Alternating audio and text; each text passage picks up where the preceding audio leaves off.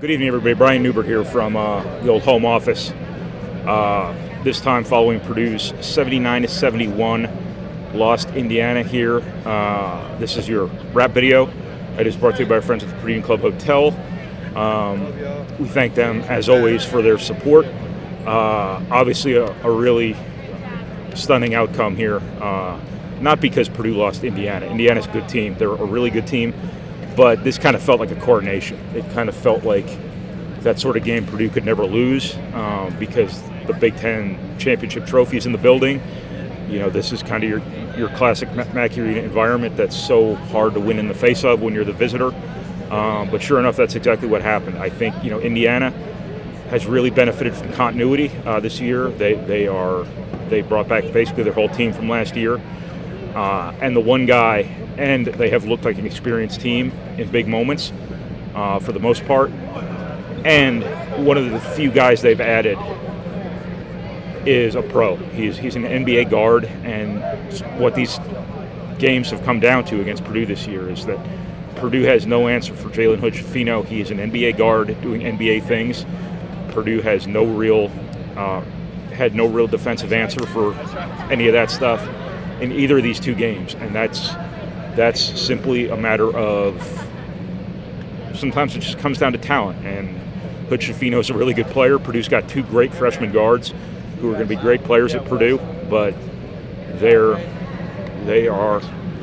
high school guys who are going to be really good players at Purdue.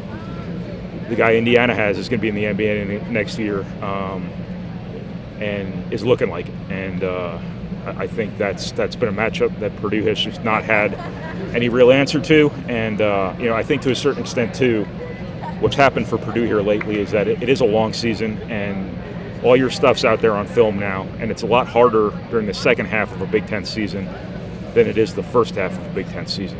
Everything anybody needs to know about you, they know about you. I think that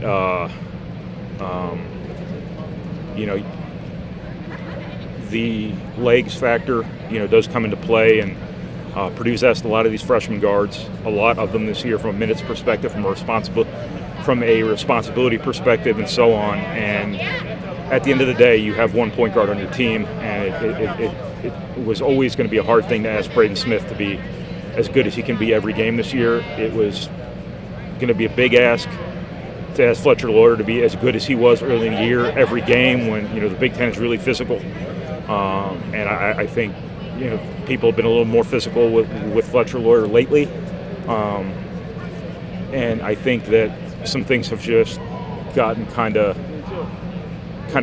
real here. I'm watching media members take photos of IU players. That's really professional.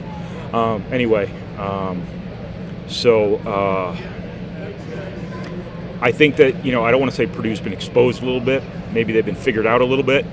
Maybe they were just playing over their heads quite a bit, but obviously Purdue's not trending well headed into March. The good news is you obviously have a great chance here to still win a Big Ten title, and so on and so forth.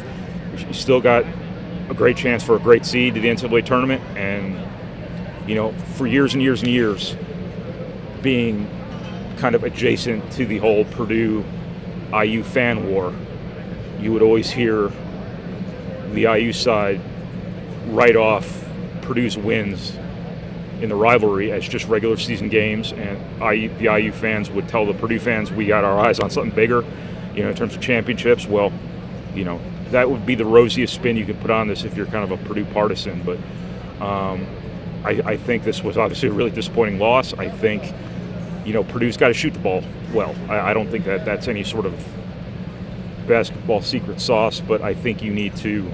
You're 5 of 23 or whatever it is in this game, and the 2 in 18 seconds is the reason that you're even that. You really could have been 5 of 20, 3 of 21.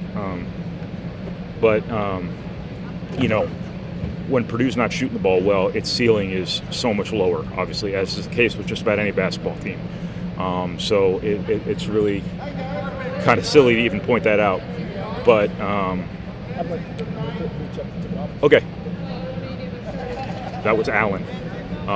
He's driving me home. So anyway, that's kind of what I got here from Purdue 79-71 loss at Indiana. I know that was a little bit disheveled here, but that's what you're getting. This was kind of a strange night for Purdue, but you do have to give Indiana a lot of credit. They have become a good team. They've become a real winning team, and all that. Purdue's got to get back to that. That's what Purdue was in November and December. They've just got to plow through whatever's going on in terms of their, I don't know if there's conditioning issues or anything like that, but they just got to do a better job closing these games out one way or another, or get some lucky bounces, or just make a couple more shots, whatever it might be. But Purdue has kind of been exposed a little bit here and figured out, maybe to a certain extent. I don't know, but that's what I got. So thanks, everybody. And thank you to the Purdue Club Hotel for your support. We appreciate it, as always. I am going to go find Alan, and I'm going to get driven home. So thank you, everybody. Oh, I forgot. Thank you for watching. Thank you for reading. Thank you for listening. And thank you for processing our materials. However it is you process our materials. Thanks, everybody.